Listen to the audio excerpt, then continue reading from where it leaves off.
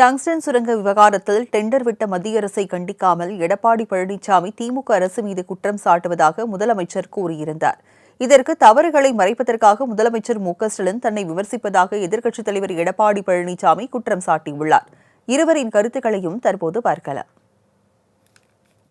நான் அவருக்கு அன்போடு பொறுமையோடு சொல்லுகிறேன், பழனிசாமி அவர்களை, காலி குளம் உருண்டா சத்தம் அதிகமா தான் வரும். அதே போல நீங்க உருண்டு புரண்டு சத்தம் போட்டாலும் அதுல உண்மை ஒரு துளியும் கிடையாது. இன்னும் சொல்றேன், பொய் நெல்ல குத்தி பொங்கல் வைக்க முடியாது. 4 வருஷம் ஆட்சியில இருந்து உங்க பதவி சுகத்துக்காக சுயலாபத்துக்காக பலருக்கு துரோகம் செஞ்சு தமிழ்நாட்டோட உரிமைகளை அடமானம் வச்சது உங்க கட்சி தான் மக்களுக்கு நல்லாவே தெரியும்.